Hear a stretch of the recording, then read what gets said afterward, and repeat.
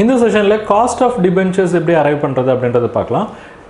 Cost of debentures அப்படின்னு பார்க்குறப்ப நம்ம டிபென்ச்சர் வந்து ரெண்டாக கிளாஸிஃபை பண்ணலாம். ஒன்று ரெடீமபிள் டிபென்ச்சர், இன்னொன்று இர்ரெடீமபிள் டிபென்ச்சர். இர்ரெடீமபிள் டிபென்ச்சர் காஸ்ட் கம்ப்யூட்டேஷன் ரொம்ப சிம்பிள். ரெடீமபிள் டிபென்ச்சர் அப்படின்றப்ப அந்த ரிடம்ஷனை வந்து நம்ம ஃபேக்டர் பண்ணணும். அதுக்கேற்ற மாதிரி ஃபார்முலாவில் சில சேஞ்சஸ் வரலாம். ஓகே, ஃபஸ்ட்டு நம்ம cost of redeemable debenture calculate பண்ணலாம். ரெடீமபிள்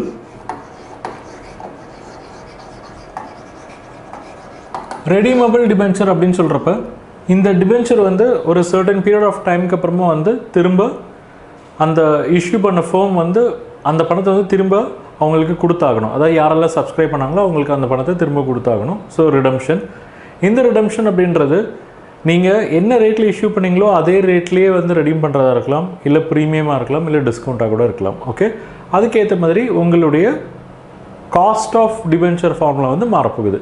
சரி, இப்போ இந்த டிபென்ச்சரை பொறுத்த வரைக்கும் காஸ்ட் என்ன உங்களுக்கு? பேசிக்கலி இன்ட்ரெஸ்ட் வந்து ஒரு cost.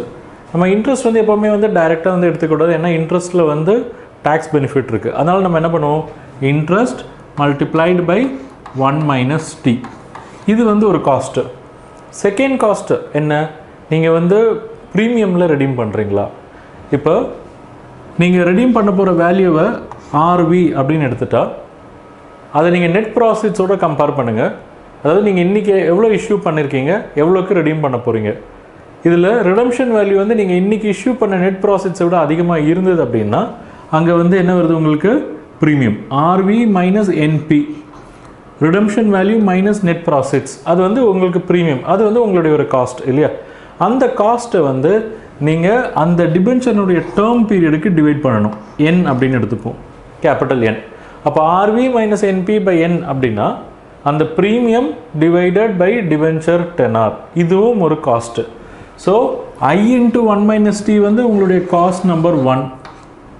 RV - NP by N அப்படின்றது உங்களுடைய காஸ்ட் நம்பர் 2. அப்போ இது ரெண்டுத்தையும் வந்து நம்ம ஆட் பண்ணுறது தான் வந்து டோட்டல் காஸ்ட். ஆனால் இங்கே I × 1 - t வந்து உங்களுக்கு பெரானமாக இருக்குது. இதே வந்து டிவைடட் பை N அப்படின்றப்ப நம்ம அந்த டிபென்ச்சருடைய பீரியட் என்னவோ அதில் டிவைட் பண்ணுறோம். ஸோ அங்கேயே வந்து உங்களுக்கு பெர் ஆனம் காஸ்ட் வந்துடுது, ஐ மீன் ஆனுவல் காஸ்ட் வந்துடுது. ஸோ இதை வந்து நம்ம ஆவரேஜால் டிவைட் பண்ணணும். ஆவரேஜ் அப்படின்றப்ப RV + NP டிவைடட் பை 2, இதுதான் ஆவரேஜ். ஓகே, ஸோ ஃபார்முலா கவனிங்க. KD is equal to I multiplied by 1 - t plus RV minus NP divided by N whole divided by RV plus NP divided by 2. இதை நீங்கள் ஈவென்ச்சுவலாக 100ல் multiply பண்ணிங்க அப்படின்னா இதை வந்து cost of debenture ஒரு பர்சன்டேஜை வந்து உங்களால் வந்து கம்யூனிகேட் பண்ண முடியும். ஓகே, இது என்ன formula? Cost of redeemable debenture. இதே இர்ரெடீமபிளாக இருந்ததுன்னா ஃபார்முலா என்னவாக இருக்கும்? ரொம்ப சிம்பிள், ஆல்ரெடி சொன்ன மாதிரி. அங்கே வந்து இர்ரெடீமபிள் அப்படின்றப்ப உங்களுக்கு வந்து இந்த ப்ரீமியம் வர்றது இல்லை. அப்போ உங்களுடைய காஸ்ட் வந்து பேசிக்கலி இன்ட்ரெஸ்ட் தான். இன்ட்ரெஸ்ட் எப்போவுமே இன்ட்ரெஸ்ட்னு எடுக்கிறப்ப நம்ம வந்து டேக்ஸ் பெனிஃபிட்டாக ஃபேக்டர் பண்ணணும். So interest multiplied by 1 - t divided by NP divided by NP. So இப்படி தான் வந்து நீங்கள் காஸ்ட் அரைவ் பண்ணுவீங்க. பர்சன்டேஜில் எக்ஸ்பிரஸ் பண்ணணும் அப்படின்னா மல்டிப்ளை வித் 100. ஓகே, ஸோ இதுதான் வந்து காஸ்ட் ஆஃப் இர்ரெடீமபிள் டிபென்ச்சர்ஸ்.